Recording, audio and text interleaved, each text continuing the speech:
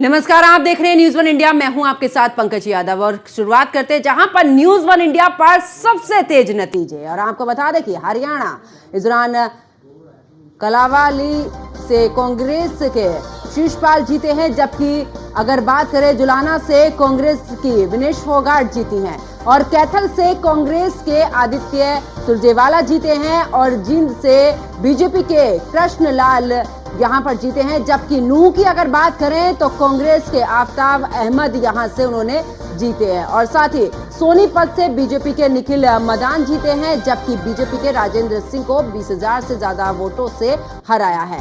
हांसी की अगर बात करें तो बीजेपी के विनोद भयाना जीते हैं और अब अगर बात करें इस दौरान तो नूह में कांग्रेस के आफ्ताब अहमद यहां से जीते हैं, जबकि सोनीपत से बीजेपी के निखिल मदान ने जीत हासिल की है। तो सटीक यहां पर न्यूज़ वन इंडिया आपको अपडेट दे रहा है, जहां पर बीजेपी के राजेंद्र सिंह को 20,000 से ज्यादा वोटों से और हांसी में अगर बात करें तो बीजेपी के विनोद भयाना यहां से उन्होंने जीत दर्ज की है। और अगर बात करें तो यहां पर गुरेज से एनसी के नजीर अहमद खान जीते हैं, जबकि बसोली से बीजेपी के दर्शन कुमार ने जीत हासिल की है।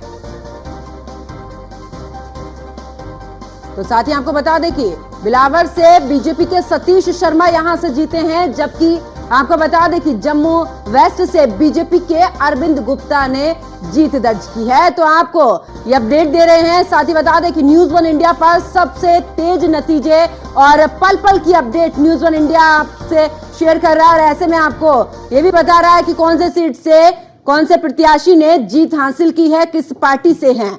तो देखिए, आज जम्मू कश्मीर और हरियाणा में मतगणना हो रही है और ऐसे में कांटे की टक्कर की जिस तरीके से बात हो रही थी वैसे ही मतगणना में भी नजर आई। और ऐसे में आपको बता दें कि आपको न्यूज़ वन इंडिया भी पल पल की अपडेट दे रहा है कि आखिरकार कौन सी सीट पर किसने विजय प्राप्त की है।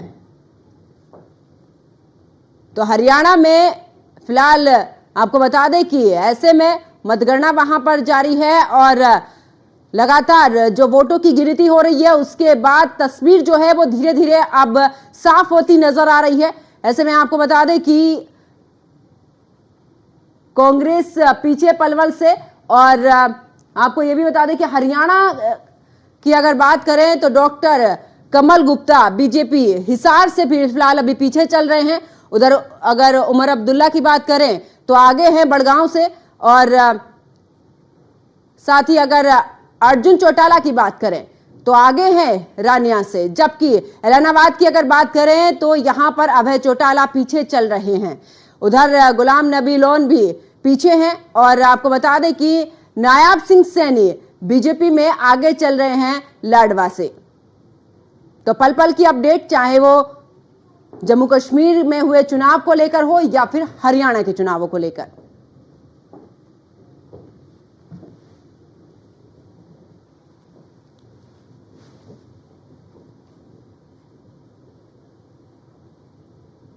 और पल पल की अपडेट न्यूज़ वन इंडिया आपको दे रहा है। ऐसे में आपको बता दें कि बीजेपी कार्यालय से हमारे सहयोगी इस दौरान पीयूष तिवारी हमारे साथ में लाइव जुड़ चुके हैं, जबकि कांग्रेस कार्यालय से मोहसिन खान हमारे सहयोगी हमारे साथ में जुड़े हुए हैं। सबसे पहले पीयूष, आपके पास में आते हुए आखिरकार क्या कुछ माहौल वहां पर देखने को मिल रहा है, क्योंकि हरियाणा की तस्वीर धीरे धीरे साफ होती जा रही है।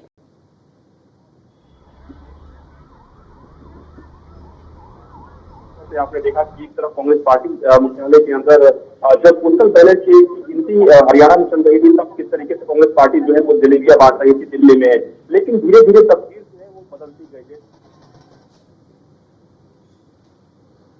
आपने देखा कि जो तस्वीर कांग्रेस पार्टी में देखने को मिल रही थी, जिस तरीके से कार्यकर्ता उत्साह में थे, नेता उत्साह में थे, वही तस्वीर अब भारतीय जनता पार्टी के अंदर देखने को मिल रही है।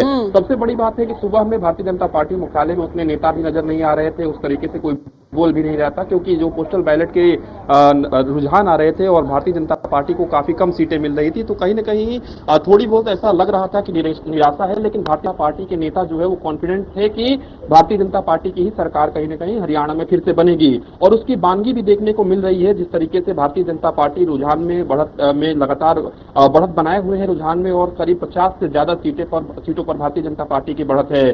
सबसे बड़ी बात है कि हरियाणा चुनाव में भारतीय जनता पार्टी ने जिस तरीके से चुनाव प्रचार किया। स्टार प्रचारक तमाम उतारे गए, चाहे उत्तर प्रदेश के मुख्यमंत्री योगी आदित्यनाथ की बात करें, प्रधानमंत्री नरेंद्र मोदी की बात करें, गृहमंत्री की बात करें या फिर राष्ट्रीय अध्यक्ष जेपी नड्डा की बात करें। और हर उस मुद्दे को कहीं न कहीं हरियाणा में उठाया गया और खासतौर पे ये बताया गया कि डबल इंजन की सरकार रहेगी तो कहीं न कहीं हरियाणा का विकास हो पाएगा।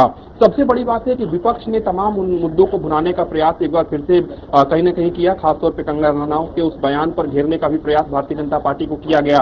हालांकि भारतीय जनता पार्टी ने तत्काल प्रभाव से कंगना रनौत के उस बयान से पूरी तरीके से किनारा कर लिया था और बाकायदा पत्र भी लिख दिया था। भारतीय जनता पार्टी ने इस बार फूंक फूंक कर कदम रखा है और यही कारण है कि भारतीय जनता पार्टी को हरियाणा में एक बार फिर से जो कहीं न कहीं फायदा जो है वो पहुंचा है। इसके साथ ही भारतीय जनता पार्टी मुख्यालय की इस वक्त की अगर हम बात करें तो तमाम जो बीजेपी नेता हैं, कार्यकर्ता हैं, धीरे धीरे यहाँ पर पहुंच रहे हैं। ये भी जानकारी मिल रही है कि प्रधानमंत्री नरेंद्र मोदी करीब 6 बजे के आसपास भारतीय जनता पार्टी के विस्तार कार्यालय में पहुंचेंगे और वहां पर कार्यकर्ताओं को संबोधित भी करेंगे। इसके साथ ही ये भी जानकारी मिल रही है कि जिस जलेबी को लेकर तमाम चर्चाएं हुई, चाहे चुनावों के दौरान की बात करें या फिर आज सुबह में कांग्रेस पार्टी दफ्तर में भी जलेबी की काफी चर्चा हुई। तमाम कार्यकर्ताओं ने कहा कि हम जलेबी बांट रहे हैं, हम जीतने जा रहे हैं। तो ये भी जानकारी मिल रही है कि भारतीय पार्टी मुख्यालय के लिए भी जलेबी का जो ऑर्डर है वो दिया गया है। थोड़ी देर पहले तमाम जो बीजेपी के नेता हैं, प्रवक्ता हैं, उन्होंने भी जलेबियां आपस में बांटकर खाई है। तो जलेबी चर्चा का विषय रही है, खासतौर पर हरियाणा चुनाव से लेकर नतीजों तक। और ऐसे में जो बढ़त भारतीय जनता पार्टी ने बनाकर रखी है, निश्चित रूप से न सिर्फ हरियाणा में भारतीय जनता पार्टी की सरकार बनने जा रही है, बल्कि आने वाले दिनों में जहां जहां पर विधानसभा चुनाव होंगे तो हरियाणा का जो असर है उन विधानसभा चुनावों में भी देखने को मिलेगा। खासतौर पर महाराष्ट्र की बात करें या झारखंड की बात करें। इसके साथ ही भारतीय जनता पार्टी ने इस नैरेटिव को कि भारतीय जनता पार्टी किसान विरोधी है उसको भी खत्म कर दिया। आपने देखा होगा कि हरियाणा के तमाम जो किसान है वो बॉर्डरों पर बैठ गए थे और तमाम उन्होंने अपनी मांगे रखी थी। विपक्ष ने कहा कि भारतीय जनता पार्टी जो है वो किसान विरोधी है, लेकिन उस नैरेटिव को खत्म करने का भी काम कहीं न कहीं भारतीय जनता पार्टी ने किया है। सबसे बड़ी बात है कि और कई मुद्दे रहे, खासतौर पर पहलवानों के मुद्दे की बात करें या फिर अलग अलग जो विषय है उसको लेकर भी हरियाणा सरकार ने जो है वो चर्चा की थी और उस पर लगातार बैठकें भी हुई थी कि किस तरीके से इन मसलों को सुलझाया जाए। सबसे बड़ी बात है कि भारतीय जनता पार्टी ने इस रणनीति पर इस बार काम की है कि विपक्ष जो है वो जनता के बीच में भ्रम ना फैला पाए। आपने देखा होगा कि लोकसभा चुनाव के दौरान आरक्षण के मुद्दे को लेकर किस तरीके से विपक्ष ने इस मुद्दे को उठाया था और भारतीय जनता पार्टी को घेरने का प्रयास किया था। और यही कारण है कि भारतीय जनता पार्टी को ज्यादातर जो नुकसान है वो हुआ कि भारतीय जनता पार्टी अगर सरकार में आएगी तो संविधान बदल देगी, आरक्षण खत्म कर देगी। तो एक गलत जो मैसेज है वो विपक्ष कहीं ना कहीं गया था, ऐसा बीजेपी का मानना है। और उसी बात को फिर से ना दोहराया जा सके विपक्ष की ओर से, इसको लेकर भारतीय जनता पार्टी पूरी तरीके से अलर्ट मोड पर थी, लगातार बैठकें हुई थी, रणनीति बनी थी। और बिल्कुल पीयूष, जो बधाई का सिलसिला है वो भी अब देखने को मिल रहा है। मुख्यमंत्री को यानी कि नायब सिंह सैनी को यहाँ पर जेपी नड्डा की तरफ से बधाई भी दी जा रही है। यानी कि अब जो है वो तस्वीर क्लियर हो रही है धीरे धीरे। मैं वापस लौटूंगी पीयूष आपके पास में, और मोहसिन खान भी है हमारे साथ में यहाँ पर जुड़े हुए हैं। मोहसिन, अगर कांग्रेस की बात करें, क्योंकि जब शुरुआती रुझान जब शुरुआत हुई थी मतगणना की, ऐसे में 8 सीट 24 सीट ऐसे खबरें निकलकर सामने आ रही थी, रुझान हम भी बता रहे थे लगातार कि आखिरकार अब कांग्रेस आगे जा रही है। एक बार तो ऐसा ही लग गया था कि वाकई में कांग्रेस पूर्ण बहुमत के साथ में यहां पर आ रही है। और इस बार बीजेपी, यानी कि जिस तरीके की बात कांग्रेस चुनावी दौरान मैदान में बात कर रही थी, जिस समय पर प्रचार चल रहा था कि बीजेपी एक बार फिर से अब हैट्रिक नहीं लगाएगी इसको लेकर, लेकिन अब तस्वीर बिल्कुल उलट गई है। एक तरफ जलेबी खाई है तो दूसरी तरफ अब बीजेपी उस पर तंज कस रही है।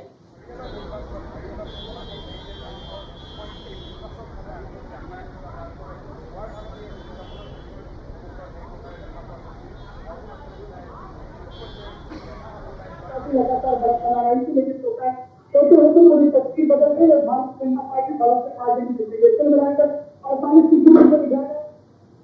देखिए, बिल्कुल जाहिर तौर पर पंकज इसी तरह की तस्वीर बदल गई है, क्योंकि जब चुनावी नतीजे आते हैं तो उसमें पल पल में तस्वीर बदल जाती है। सुबह के वक्त जो शुरुआती रुझान सामने आए थे उसमें कांग्रेस पार्टी लगातार बढ़त बना रही थी, लेकिन दोपहर होते होते पूरी तस्वीर बदल गई और भारतीय जनता पार्टी बढ़त में आगे निकल गई है। कुल मिलाकर 48 सीटों पर जो रुझान आए उसमें 3 में नतीजे आ गए हैं, तो अभी फिलहाल 48 और 37 का आंकड़ा चल रहा है। लेकिन इतना जरूर है कि कांग्रेस मुख्यालय में अब वाकई मायूसी छा गई है और उदासी छा गई है। कांग्रेस के जो बड़े नेता यहाँ पर पहुंचे थे, जयराम नरेश, पवन खेड़ा, सुप्रिया श्रीनेत और इसके अलावा रागिनी नायक, इन सभी ने बैठकर मंथन किया और सभी ने जो है चुनाव आयोग में इस बात को लेकर भी शिकायत की थी कि धीमी गति से मतगणना चल रही है और एक डेटा को फ्रीज किया जा रहा है, जिसके बाद में लगातार ट्वीट किए गए और उसके बाद में जैसे ही नतीजे आने शुरू हुए हैं उसने भारतीय जनता पार्टी के खेमे में खुशी की लहर दौड़ा दी है और एक बार फिर से जो भारतीय जनता पार्टी है वो हैट्रिक लगाती हुई नजर आ रही है। देखिए पंकज, यहाँ देखना और समझना 2 या 3 चीजों को होगा कि जिस तरह से लगातार कांग्रेस पार्टी ने हरियाणा के अंदर किसान आंदोलन का जिक्र किया, पहलवानों का जिक्र किया, इंफ्रास्ट्रक्चर का जिक्र किया, आप ये समझ लीजिए कि कहीं ना कहीं हरियाणा की जनता ने तीसरी बार लगातार भारतीय जनता पार्टी के डबल इंजन सरकार के फॉर्मूले को अपना लिया और उन्होंने उन तमाम चीजों को दरकिनार कर दिया जिन मुद्दों को लेकर कांग्रेस जनता के बीच में गई थी। पहलवानों का मुद्दा बहुत जबरदस्त था जिसको लेकर हरियाणा में लगातार धरने प्रदर्शन भी हुए थे, किसान आंदोलन को लेकर लगातार बातें हुई थी और जिस तरह से भारतीय जनता पार्टी के सांसद कंगना रणौत ने किसानों के ऊपर अभद्र टिप्पणी की थी, उसको बात को लेकर हरियाणा के किसानों में उबाल था और ये तय मानकर चला जा रहा था कि इस बार जो है हरियाणा की जनता परिवर्तन कर देगी और बदलाव ले आएगी।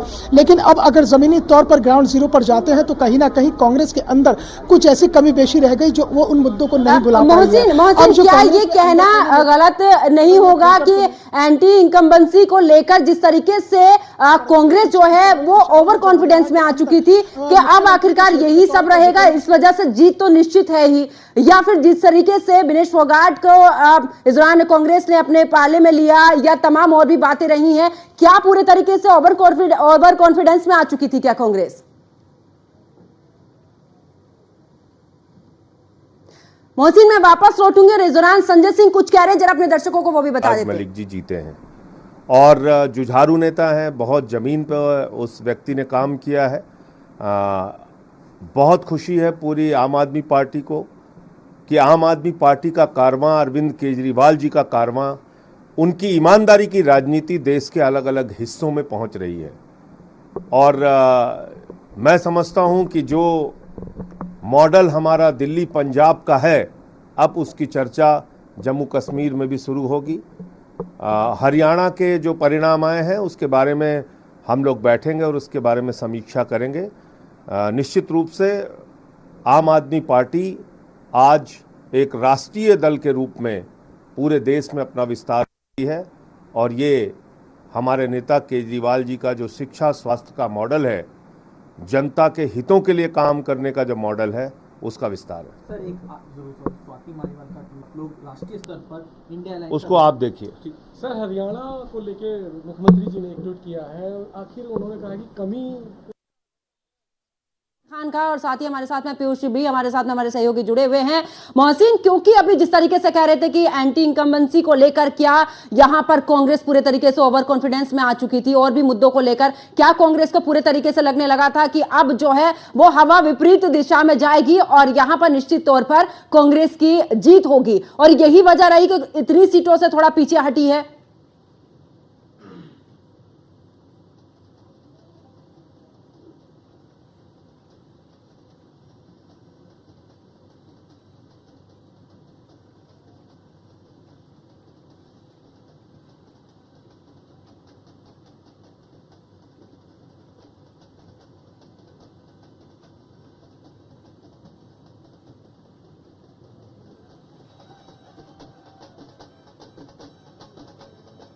आत्मविश्वासी कांग्रेस पार्टी को ले डूबा, क्योंकि जिस तरह से पिछले 10 साल से हरियाणा के अंदर भारतीय जनता पार्टी की सरकार है, हालांकि 2019 में भारतीय जनता पार्टी को पूर्ण बहुमत नहीं मिला तो उसने जेजेपी के साथ मिलकर सरकार बनाई थी और गठबंधन की सरकार चली थी।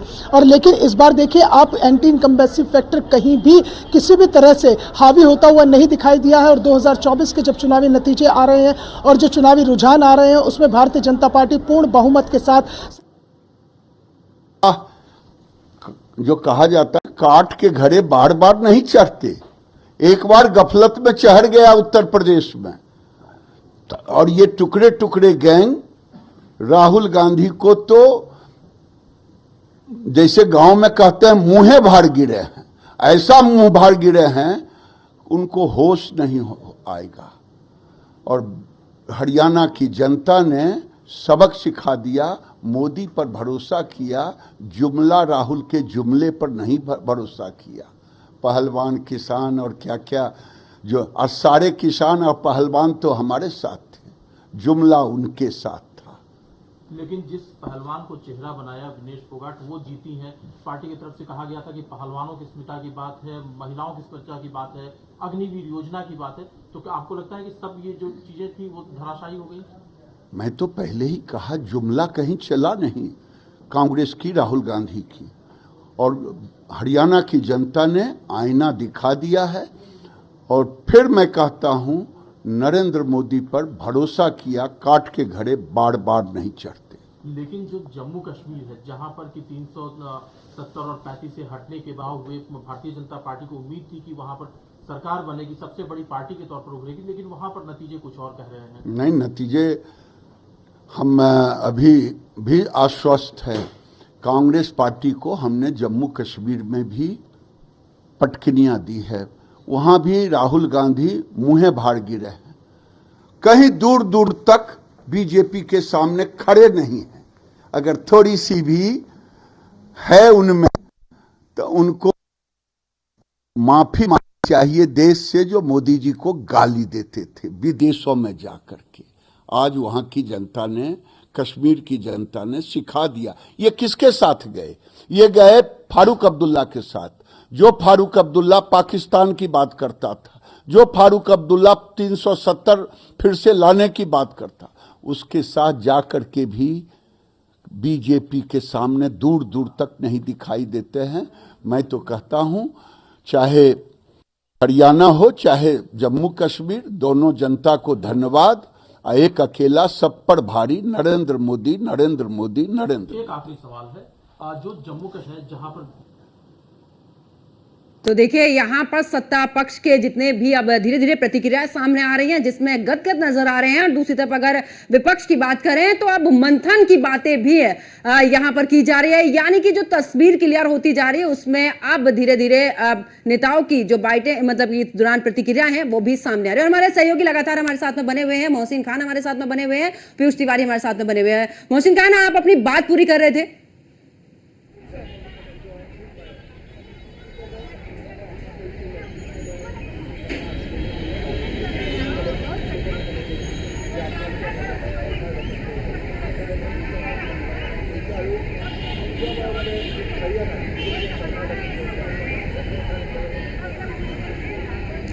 देखिए, मैं पंकज ये जिक्र कर रहा था कि जो एंटी इनकम्बेंसी का आपने जिक्र किया है, उस एंटी इनकम्बेंसी फैक्टर कहीं भी हरियाणा के चुनाव में पूरी तरह से नजर नहीं आया, और जनता ने सारे मुद्दों को एक सिरे से नकार दिया।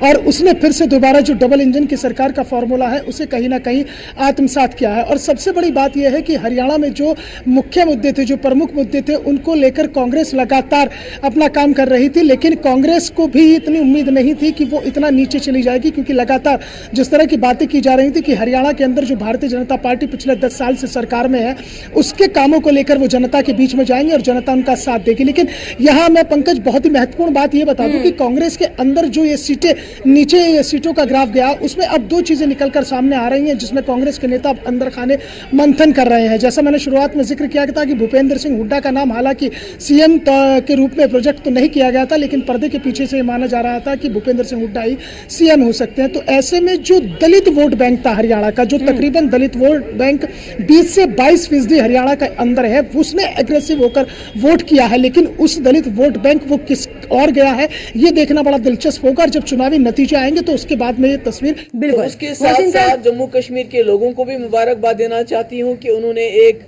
स्टेबल गवर्नमेंट के लिए वोट डाला, क्योंकि पिछले 10 साल से जो हालात रहे जम्मू कश्मीर में, बिलखुसूस 2019 5 अगस्त के बाद, तो जम्मू कश्मीर के लोगों को बहुत सारी प्रॉब्लम्स हैं, बहुत मुश्किलात हैं, और उसके लिए एक स्टेबल गवर्नमेंट का, एक मजबूत सरकार का बनना बहुत ज़रूरी है। मैं जो हमारे पीडीपी के जो हमारे लीडर्स हैं, वर्कर्स हैं, जिन्होंने हमें बहुत मुश्किल हालात के बावजूद वोट डाला, उनकी भी बहुत शुक्रगुजार हूँ, और उनसे यही अपील करूँगी कि हिम्मत नहीं हारनी चाहिए। उतार चढ़ाव आते रहते हैं, और मुझे इस बात की खुशी है कि जिस तरह से लोगों ने वोट किया, एक के लिए गड़बड़ का कोई चांस नहीं अब, क्योंकि लगता है कि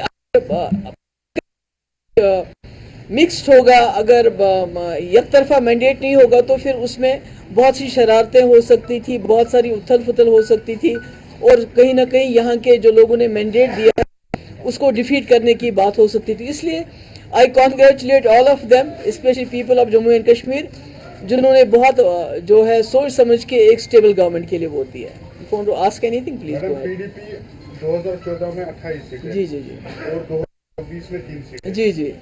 क्या थी?